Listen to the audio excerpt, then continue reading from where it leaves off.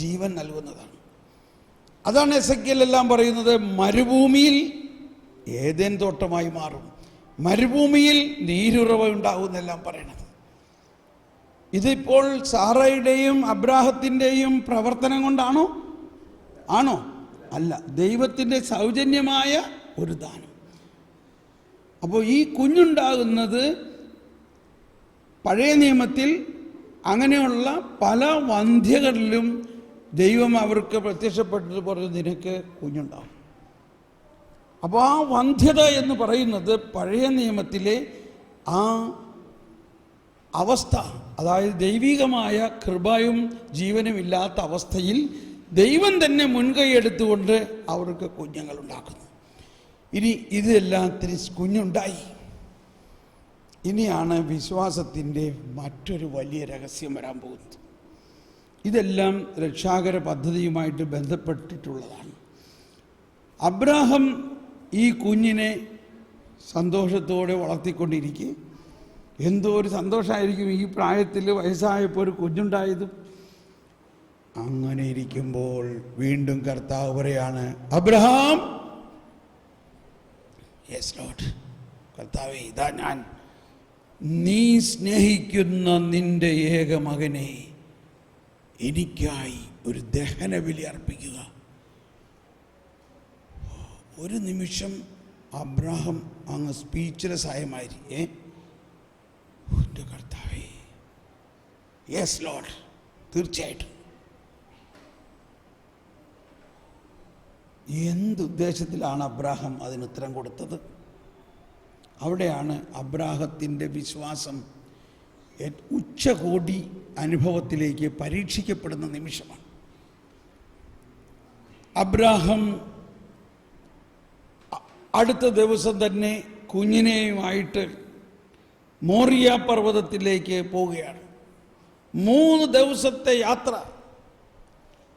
അവിടെ ചെന്നപ്പോൾ ഈ മോറിയ പർവ്വതത്തിനെ കുറിച്ച് അല്പം മനസ്സിലാക്കണം നല്ലതാണ്. ആ മോറിയ പർവ്വതത്തിലാണ് ദാവീദ് പിന്നീട് സോളമനും ജെറുസലേം ദേവാലയം പണിയാൻ കർത്താവ് പറഞ്ഞത്. ആ ജെറുസലേം ദേവാലയമാണ് പിന്നീട് നശിപ്പിക്കപ്പെട്ടത്. അവിടെയാണ് വീണ്ടും ജെറുസലേം ദേവാലയം പണിതു, അത് വീണ്ടും നശിപ്പിക്കപ്പെട്ടു. ഇപ്പോൾ അവിടെ ഒരു മോസ്കാണുള്ളത്. അതാണ് നമ്മൾ ഹോളി ലാൻഡിൽ പോയി കാണുന്ന ആ ഒരു സ്വർണ്ണ കളറടിച്ച സ്ഥലം. അവിടെയാണ് അന്ന് മോറിയ പർവ്വതത്തിൽ ബലിയർപ്പിച്ചത്.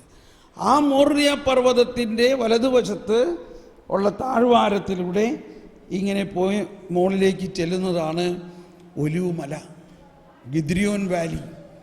ആ ഒലിവുമലയിലാണ് ഈശോ ഇരുന്ന് പ്രാർത്ഥിച്ചതും. ഈ മോറിയ പർവ്വതം, അതായത് ജെറുസലേം ദേവാലയം ഇരുന്ന സ്ഥലത്തിൻ്റെ മറുവശത്ത് താഴ്വാരത്തിലൂടെ പോയി അപ്പുറത്ത് ചെല്ലുന്നതാണ് ഗോൽഗോത്ത, ഗാഗുൽത്ത മല. ഈ മോറിയ പർവ്വതത്തിൽ ജെറുസലേം ദേവാലയം പണിയുകയും ജെറുസലേമിൽ ആ മോറിയ പർവ്വതത്തിൻ്റെ താഴ്വാരത്തിലൂടെയാണ് ദാവീദ് രാജാവ് ഈ സങ്കീർത്തനങ്ങളെല്ലാം പാടി കരഞ്ഞുകൊണ്ട് നഗ്നപാതനായി ചാക്കുമുടുത്ത് പോയത്. അതേ പാതയിലൂടെയാണ് ഈ അബ്രാഹാം, അതായത് അതാകേണ്ടിയിരുന്ന ആ പാതയിലൂടെയാണ് അബ്രാഹാം തൻ്റെ മകനെ ബലിയർപ്പിക്കാനായിട്ട് പോകുന്നത്. അഥവാ അബ്രാഹാം തൻ്റെ മകനെ ബലിയർപ്പിക്കാൻ വേണ്ടി മോറിയ പർവ്വതത്തിലേക്ക് ചെന്ന് മോറിയ പർവ്വതത്തിൽ കയറുന്ന ആ പാതയിലൂടെയാണ് ദാവീദ് തൻ്റെ മകനാൽ ആക്രമിക്കപ്പെട്ടപ്പോൾ നഗരം വിട്ട് വിലാപത്തിൻ്റെ സങ്കീർത്തനവും പാടിയിട്ട് ഗിദ്രിയോൻ വാലിയിലൂടെ ഒലിവുമലയിലേക്ക് പോയി. അതേ ഒലിവുമലയിൽ നിന്നാണ് യേശു അതേ സങ്കീർത്തനം പാടിയിട്ട് കുരിശിൻ്റെ വഴിയിലൂടെ പോകുന്നത്. ഇതൊക്കെ ഒരു കണക്ഷനാണ്. എന്തിനു പറയണു? ഇപ്പോൾ 3 ദിവസത്തെ അതിഭയാനകമായ ഹൃദയ സംഘട്ടനത്തിന് ശേഷം അബ്രാഹാം തല ഉയർത്തി നോക്കുകയാണ്. എല്ലാവരും ശ്രദ്ധിക്കണം, ഇവിടെ ശ്രദ്ധിക്കുക എല്ലാവരും. മക്കൾ അവിടെ ഇരിക്കും, മക്കളിരിക്കും. അബ്രാഹാം തല ഉയർത്തി നോക്കുന്നു എന്നിട്ട് മോറിയ പർവ്വതം കാണുകയാണ്. മോറിയ പർവ്വതം കണ്ട ഉടനെ അബ്രാഹം തൻ്റെ കൂടെ ഉണ്ടായിരുന്ന വേലക്കാരോട് പറഞ്ഞു, നിങ്ങൾ കഴുതയുമായിട്ട് ഈ പർവ്വതത്തിൻ്റെ താഴ്വാരത്തിൽ തന്നെ ഇരിക്കുക, ഞാനും മകനും മുകളിൽ പോയി ബലിയർപ്പിച്ച് തിരിച്ചു വരാം. ഇവിടെയാണ് അബ്രാഹത്തിൻ്റെ വിശ്വാസത്തിൻ്റെ ഒരു പ്രധാന ഘടകം. എന്തുകൊണ്ടാണ് അബ്രാഹം അങ്ങനെ പറഞ്ഞത്? ഞാനും മകനും ബലിയർപ്പിച്ച് തിരിച്ചു വരാമെന്ന് പറഞ്ഞത് ആരെങ്കിലും ഒന്ന് പറയാമോ? ഞാനും മകനും ബലിയർപ്പിച്ച് തിരിച്ചു വരാം എന്ന് പറഞ്ഞത് എന്തുകൊണ്ടാണ്?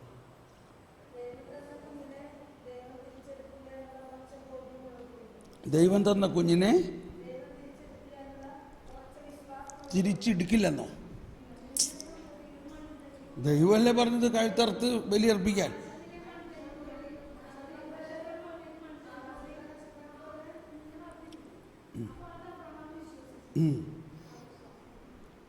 അപ്പോൾ ആ വിശ്വാസം അതാണ്, അതൊരു വശം. പക്ഷെ എങ്ങനെ തിരിച്ചു വരാം?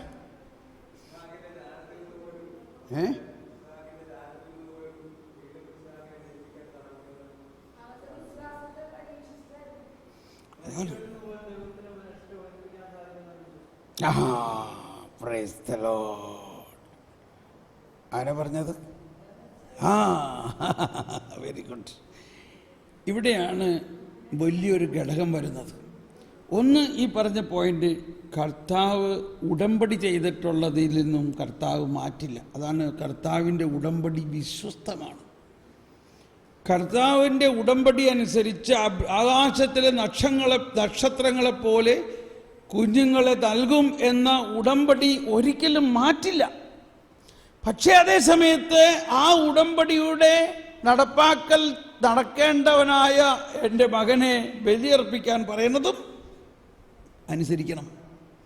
അങ്ങനെ ബലിയർപ്പിക്കുകയാണെങ്കിൽ ഇവിടെയാണ് അബ്രാഹത്തിന് കൊടുത്ത വിശ്വാസത്തിൻ്റെ ഉള്ളടക്കത്തിൽ മറ്റൊരു കാര്യമുണ്ടായിരുന്നു. എന്തായിരുന്നു അത്? ഞാൻ വിശ്വസിക്കുന്ന ദൈവം എന്ന ആള് മരിച്ചവനെ പോലും ഉയർപ്പിച്ച് പുതുജീവൻ കൊടുക്കാൻ, അതാണ് മരിച്ചവരുടെ ഉത്ഥാനത്തിലുള്ള വിശ്വാസം.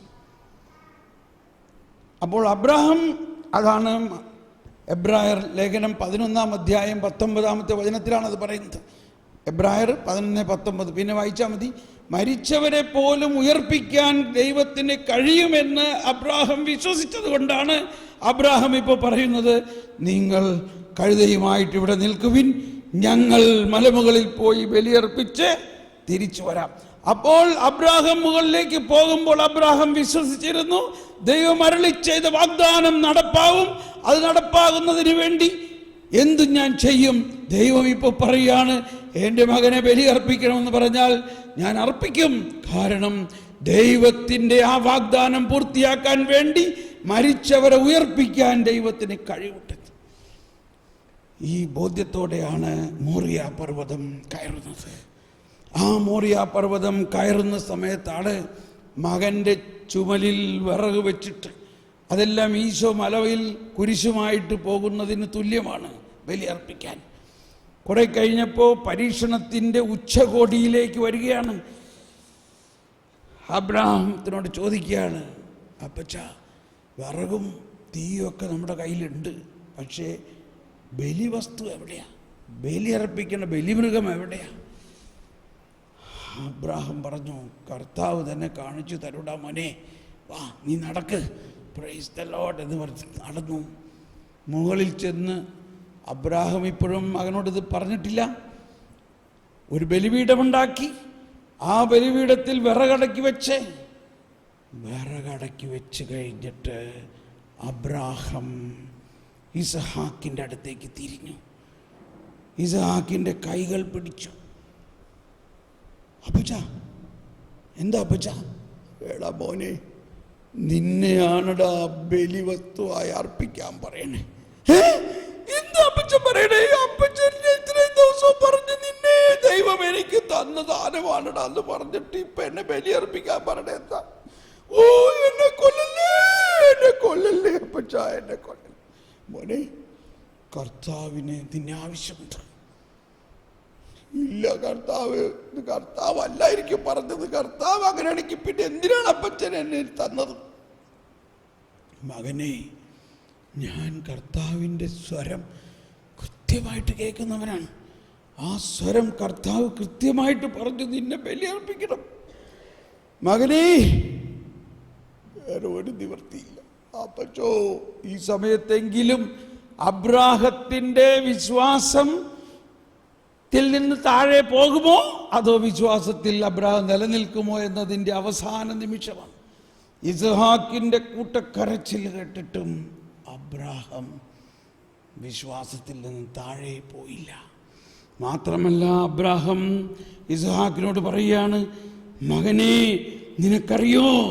നിനക്കറിയോ നമ്മളുടെ വിശ്വാസം എന്താണ്? നിനക്കറിയോ നമ്മൾ വിശ്വസിക്കുന്ന കർത്താവിൻ്റെ ശക്തി എന്താണെന്ന്? നമ്മൾ വിശ്വസിക്കുന്ന ഈ ദൈവം തന്നെ ഞാൻ മറത്താലും നിന്നെ ഞാൻ ബലിയർപ്പിച്ചാലും മരിച്ചവരിൽ നിന്നും ഉയർപ്പിക്കാൻ കഴിവുള്ളവനാണ് നമ്മുടെ ദൈവം. ഇപ്പോഴാണ് അബ്രാഹത്തിൽ നിന്നും ആ വിശ്വാസത്തിൻ്റെ ഉച്ചകോടി തൻ്റെ സന്താനങ്ങളിലേക്ക് പകരുന്നത്. അപ്പോൾ ഇസ്ഹാക്ക്,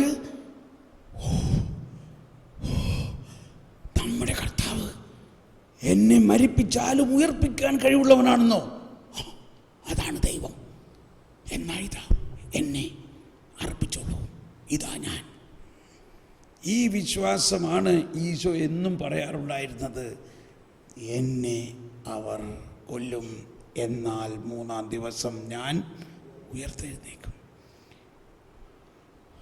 അങ്ങനെ അബ്രാഹം മരിച്ചവരെ ഉയർപ്പിക്കാൻ ദൈവത്തിന് കഴിയും എന്ന ആ വിശ്വാസത്തിൻ്റെ ശക്തമായ പ്രകടനമായിട്ട് മകനെ കയറിട്ട് കെട്ടി ബലിപീഠത്തിൽ കിടത്തിയിട്ട് മകനെ അറക്കുന്നതിനെ കത്തി കയ്യിലെടുത്ത് കഴുത്തിൽ വെച്ചപ്പോൾ മാലാഖ കത്തി വലിച്ചു. അബ്രഹാമാകെ, എന്താണിത്? കർത്താവേ, ഞാൻ എന്റെ മകനെ കൊല്ലാൻ തയ്യാറാണ്. ഞാൻ വിശ്വസിക്കുന്നു, ഞാൻ അവനെ കൊന്നാലും നീ അവനെ ഉയർപ്പിക്കുമെന്ന് ഞാൻ വിശ്വസിക്കുന്നു കർത്താവേ. ഏബ്രഹാം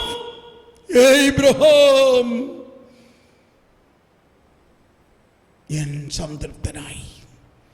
നീ നിന്റെ ഏകമകനെപ്പോലും എനിക്ക് വേണ്ടി ബലിയർപ്പിക്കാൻ മടിക്കായകയാൽ ഞാൻ നിന്നെ അനുഗ്രഹിക്കുന്നു.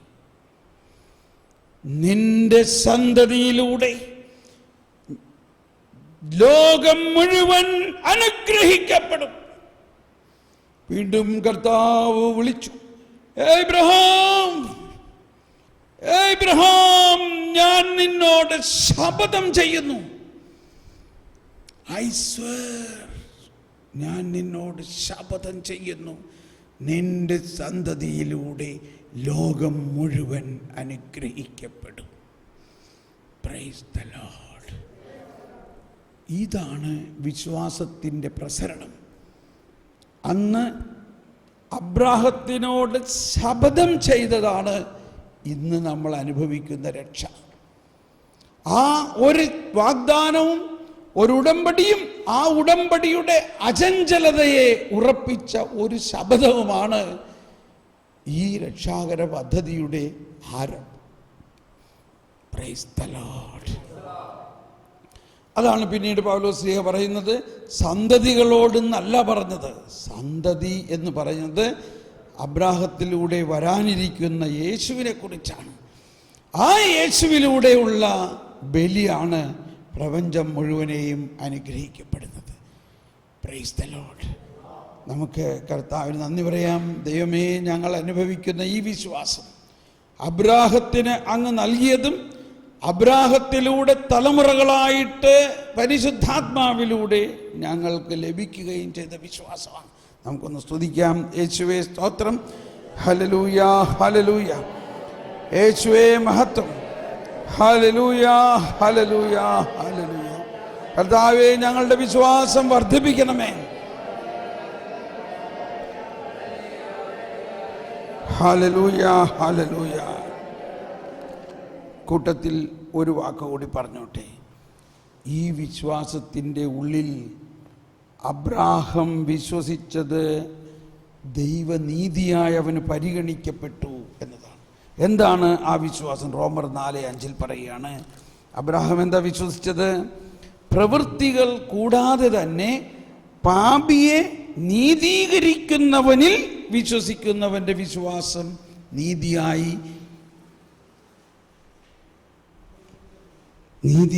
പരിഗണിക്കപ്പെടുന്നു. ഒരു പ്രവൃത്തിയും കൂടാതെ പാപിയെ നീതീകരിക്കുന്നവനിലുള്ള വിശ്വാസം.